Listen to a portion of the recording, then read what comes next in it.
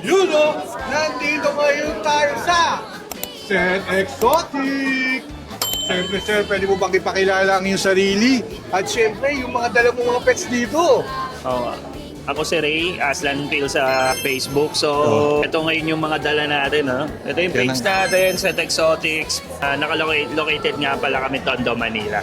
Sa Tondo kay Sir Ray. Yeah. Sir Ray, bali po sa Tondo po kayo. Ibig sabihin yung bahay nyo, mas marami bang makikitang ganito? So, ang dami talaga. So, marami. You know. Sir Ray, bali po, yung anong unang-ulan yung pet? Nag-start ako sa Tarantula. Tarantula? So, yun, Ilang taon ka yun? nag-collect ako ng 12 years na ako sa hobby. Oo. Maigit na, magta-13 years na. So, nag-start tayo sa Tarantula, wala pa nung mga papel. So, nung nagka-chance tayong magkapapel na ng mga Tarantula, so kinolect natin yun. So, isa ako dun sa may mga maraming hawak ng Tarantula na papel. So, yung iba kasi talagang hindi na mapapelan dito sa Pinas. Go talaga, napakapilan mo sir. Ah, Sir, bali po, alam ko kasi lagi na sumasali sa mga Pet Expo eh. Sir, ano yung advantage? Bakit gustong-gusto mong pumunta sa mga Pet Expo po? So, nag-enjoy na rin, no? Isa sa hobby, nakaka-enjoy. Kausapin mo yung ibang mga tao, turuan mo sila, o ipakilala natin yung mga pets na exotic. No? Hindi lang yung dogs or cat o domestic. So, meron na rin tayong mga exotic pets na pwede ninyong alagaan, pero kailangan is legal. So, Yun. bibili kayo number 1 sa legal na keeper o legal seller para makapag-alaga kayo. So guys, yun lang yung inaano ko, legal dapat yung bibilan nyo. Sir, explain nyo nga bakit kailangan maging legal dahil anong advantage yun sir bakit ang legal? Pwede bang maipasok sa mga mall yun? Yung legal po pwede, pero hindi, marami pang klase kasi hindi siya pwedeng dalhin naman sa ibang region kung nasa ibang... For example, nandito ka sa NCR, tapos dadalhin mo sa ibang region like Cavite, Bulacan, like dito, Pampanga. So, kailangan mo ng other permit yun, like local transport permit o special use permit. Hindi pala basta gano'n lang talaga. Hindi porket may papel ka, Yun pwede mga natin kapetok, dalhin may sa iba. natutunan na naman tayo na meron palang gano'n na hindi pala pwedeng dalhin. Yeah. Dahil Hindi, siyempre hindi. may iba't ibang palutuntunan yung mga iba-ibang lugar. Lalo na kung i-display nyo or meron kayong paglalagyan, i-display nyo sa mall, kailangan nyo pa rin ng permit. May ibang permit yun.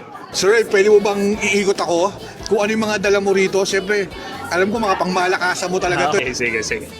Yun, no? Mag-start tayo dito ngayon sa Sugar Glider. Sugar glider. So, Yan, meron no? tayong mga Sugar Glider na Yan. yan. Ito yung, Classic color. dito sila nag-start sa classic. Yan. Tapos, meron tayong mga white.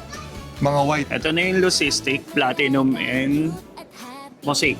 So, ayan yung mga classic nating color. Yan, no? Ito naman yung Mosaic color. Paano natawag yan sa mosaic color? Paano? Sila yung mga may spot ng white. Classic yung ibang color niya. Tapos, Yun hindi yung- naman siya totally pile. Alam mo sir, doon na maganda yung natututunan natin yung mga kung paano yung natawagan yan. Yes. Marami Tapos kang meron napapatutunan din- eh, pag breeder talaga eh. Meron din tayong Cremino. Kung makikita nyo yung Cremino, red yung eye. Oo. Pero cream yung kulay.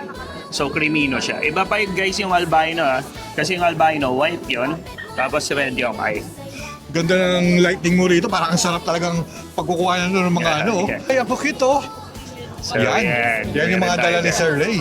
Tapos meron din tayong mga hedgehog. So guys, kailangan din ng papel niya na Oo. kung nakakabili kayo din sa mga pet shop.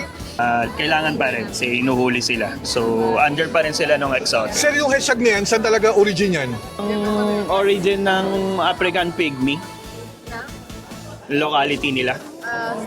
Australia. Oh. So meron din tayo na dormouse o ito yung tinatawag nila na dormouse o micro squirrel. Yun oh.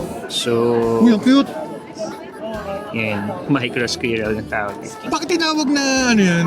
Dormouse? Sila yung maliliit Parang Talaga? pinagsama lang siyang mice at saka squirrel kung mapapansin mo siya. Grabe ito pa lang to, nandito pa lang tayo sa linyan to. Pero ang sarap na sa mata yung mga nakita natin dito na talagang si Sir Ray talagang ang... So isa ako sa mga keeper na kung ano yung makikita nyo pag umikot kayo, makikita nyo dito sa Set Exotic. So, ang dami Yung mga namin. tao rito, yung mga nandito ngayon, meron si Sir Ray na tinatago. Sir Ray, pwede mo ba ipakita yung chameleon mo doon? Yes, Kasi meron hindi din. nila alam yun eh. Kasi puntahan nga natin, sir, yung chameleon mo. Ito ha. So, Ayun na. ito guys, yung chameleon. Yan. So, yeah. Ito yung nakita natin sa Malupets sa may Malolos, Bulacan. Yeah, Diba? yan, yung chameleon. Yung nag-pet exhibit doon. Guys, yung chameleon, hindi yan yung maraming nagkakamali dito sa chameleon na pag dumikit sila sa ibang kulay, yun na rin yung kulay nila. Hindi yun. Hindi ganun. yun, oh. So may ilang color lang sila. So nagbe-blend lang sila sa kulay ng mga dahon or mga sanga ng puno. Yun lang yung kaya nila. Pero yung nagsasabi na magbe-blend sila sa orange na rin sila. So hindi yun ganun. Yan ha, dagdag kaalaman na naman to. At least alam na natin na hindi tayo na ano. Eto, ano yung mga nandito ngayon? So, ito yung bago, medyo rare pa sila. So, ito yung mga bearded dragon na albino. So, may mga different morph na sila. So, Okay. ito yung albino red eye na sila. So, hindi na sila yung typical na normal na kikita lang sa Sir Ray, bakit tinawag silang bearded dragon? Bakit ano yung nakita sa kanila? So, Bakit bearded? bearded dragon kasi yung male nila talagang nagba-black, parang beard. So, Ah. kaya sila tinawag. Yung male lang nakagawa nun. Yung female lang. Yan. Ang gaganda ng lights mo rito, talagang parang ang sarap talaga. Ito naman, yung blue tongues, ang tawag dito, Ito Blue Tongues King naman. Yan, oh. So makikita sila ba Indonesia, tapos ito Australia, yung northern. may mga papel din to. Yan lahat meron. Yan. Lahat ng sinushow-case na ito, kailangan may papel talaga. Ito naman sa mga bearded dragon naman na Ito to. naman yung mga bearded dragon na dark red. So ito na yung uso ngayon, Yan. mga paitim na red. Ikaw talaga nagdito? I-breed natin lahat yan. Talagang lulupit, So tatlong batch yan. May mga ilalabas ka pa bang mga mas marami pang quality na ganito? Yes, susunod. So lalabas na tayo ng mga Euromastic sa Savannah Monitor. Yun. So in the future, mga mammals naman yung ilalabas natin. Ito, Mexican iguana. Yeah, ito yung iguana. Ito na Yan. yung mga bagong morph. So, meron tayong red albino, meron diyang caramel, red hypo, tapos yun yung caramel. So, mga bagong morph na yan sa market. Dok Roy, kanina, may kangkong kasi ako doon, di ba? Nakita, akala ko magsisiligan kayo pala, para dito pala yung mga yun. Para sa kanila. Oo. So, yung mga bearded dragon, kumakain sila ng gulay, same lang ng iguana and tortoise. Sa tortoise, ito talaga Ayan, yung mga breed na rin quality. natin yung mga tortoise. So, yung pinakamalaki, yung 2026, ay 2025, yung mga maliliit natin is 2026 naman. Yun, oh. Talagang ma-quality yung mga tortoise mo. Ito naman, Sir Ray, ano yung mga nandito naman sa Ito naman hinerang yung, to? ito naman yung mga steak na madalang mo rin naman makikita dito sa market. So, ito yung mga milk snake. So, ilan lang naman kami dito niyan meron.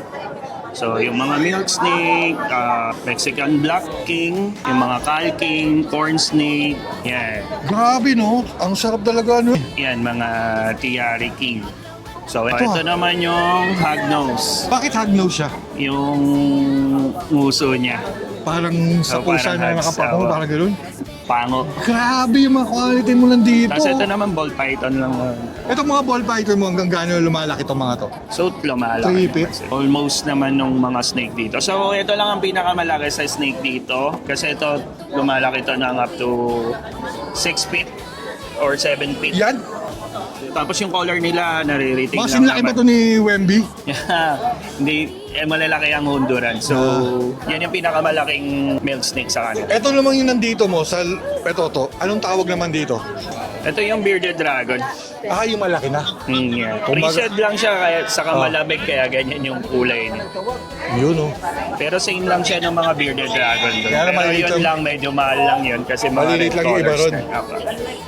Sir Ray, ito sa mga ano mo, parang ang dami mo talagang binibreed eh, no? So, ang dami talaga. Parang sarap 42 puntahan yung bahay mo sa species. Tondo, ah. Sir, baka pwede naman puntahan yung ano, Pag pakita natin, naayos na, Yun, no? invite kita. Sir, ito sir, anong pwede mong sabihin sa community at mga pet lovers na nagsisimula sa mga getong mag-pet para at least may kahit mo sila na masarap kasi mga getong pet eh, di ba? So, number one, kung gusto nyong mag-own ng exotic pet, unang-una dyan, kailangan natin is may papel. May papel So, talaga. mag-start kayo sa may papel. Kahit pa isa-isa lang. So, yun yung number one. Then, aralin nyo muna yung kung ano yung fit sa inyo, sa location nyo, kung meron kayong outdoor, may kung indoor area lang kayo, para mas ma-enjoy nyo rin yung pet sa pag-ala. Siyempre dito lang yan sa Set Exotic. Sir Ray, alam ko magiging busy ka na. Inagahan ko talaga na i-interviewin ka, na i-future ka sa ating YouTube. Dahil alam ko matagal na rin tayo kitang na-interview. Saka talagang nakita ko mga quality talaga. Lahat naman na nandito sumasama sa mga pet events talagang quality. Sir, baka may gusto ko dyan. Shoutout ko lang yung mga kahabi natin dyan. So, ang dami nila. Yun o. Visit din kayo dun sa kanila. Maminsan. Yun o. Ito maganda kay Sir Ray, talagang hindi to selfish talagang in-encourage niya talagang lahat, tignan nyo para at least, Para makita niya. Yun o. Sir Ray, ako nagpapasalamat ako dahil pinaunla ka mo tong interview to. Siyempre yung Set Exotic family, yan po. Sir, maraming salamat. Thank you din, boss. Thank you. Sir, siyempre itong yung Daddy Wax ng Daddy's Pet Talk. Ikaw! At siyempre ang Set Exotic. At lahat ng mga pets na nandito. Siyempre ang bida. Thank you, sir. Thank you. Thank you po. Daddy's Pet